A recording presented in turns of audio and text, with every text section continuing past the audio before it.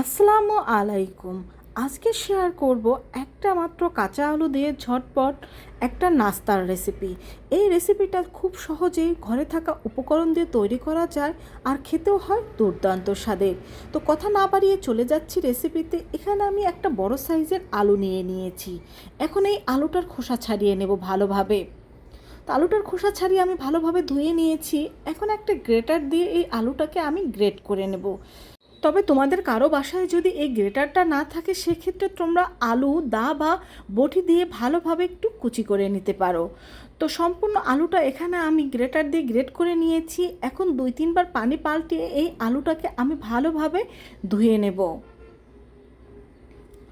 তো এখানে আমি আলুটাকে ভালোভাবে ধুয়ে নিয়েছি। এখন চুলায় একটা প্যান বসিয়ে দিয়েছি আর তার মধ্যে আমি দিয়ে দেব 1.5 কাপ পরিমাণ পানি।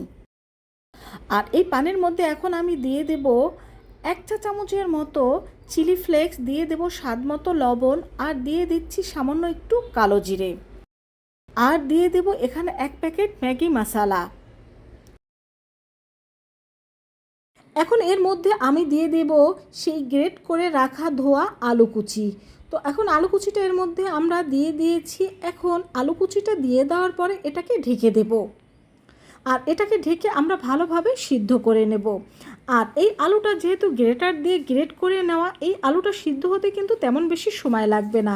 তো আমাদের আলুটা কিন্তু সিদ্ধ হয়ে গিয়েছে। এখন এর মধ্যে আমি দিয়ে দিয়েছি 1/4 কাপ আটা ও 1/4 কাপ সুজি। এখন এই আলুর সাথে এই সুজি আর আটাটাকে আমি ভালোভাবে সিদ্ধ করে নেব।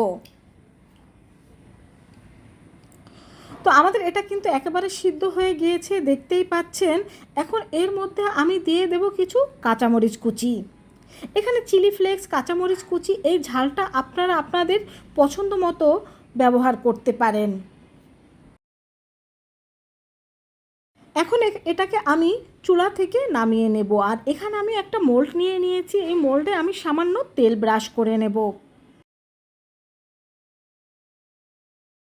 এখানে আমি 4 কোণা শেপের একটা মোল্ড নিয়েছি। আপনারা চাইলে যে কোনো ধরনের মোল্ড ব্যবহার করতে পারেন। এখন এর মধ্যে আমরা যে ডোটা তৈরি করে রেখেছিলাম সেই ডোটা দিয়ে দেব। আর এই ডোটা একটু গরম গরম থাকতে এর মধ্যে আমরা দিয়ে দেব, যাতে এটা ভালোভাবে সেট হয়ে যায়। তো মোল্ডের মধ্যে দিয়ে দেওয়ার পর এইভাবে এটাকে আমি চেপে চেপে একটু সমান করে নিচ্ছি।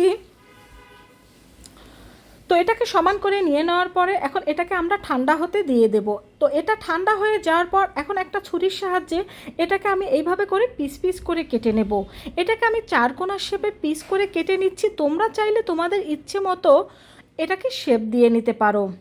তো দেখো এটা কত পারফেক্টভাবে সেট হয়ে গিয়েছে। এখন এই নাস্তাগুলোকে আমি তেলের মধ্যে ভেজে নেব। তো চুলায় অলরেডি আমি তেল গরম দিয়ে দিয়েছি। তেলটা গরম হলে এর মধ্যে আমি একটা একটা করে নাস্তা দিয়ে দেব। আর এই নাস্তাগুলো আমি গোল্ডেন ব্রাউন করে ভেজে নেব।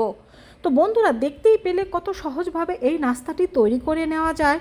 তো বাচ্চাদের টিফিনে অথবা বিকেলের নাস্তায় তোমরা কিন্তু এভাবে ঝটপট এই নাস্তাটি তৈরি করে দিতে পারো। আর এই নাস্তাটি কিন্তু উপরটা যেমন মোচমোচে হয়, ভেতরটা থাকে তেমনি সফট। তো এটার এক পাশ হয়ে গেলে আমি অন্য পাশটা উল্টে দিচ্ছি। আর এখানে একবারে অনেকগুলো না দিয়ে আমি এখানে 5-6টা করে নাস্তা একসাথে ভেজে নিচ্ছি।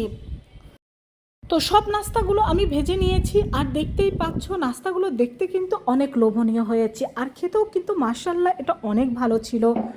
বাসায় খুব সহজেই এই নাস্তাটা তোমরা তৈরি করে নিতে পারো।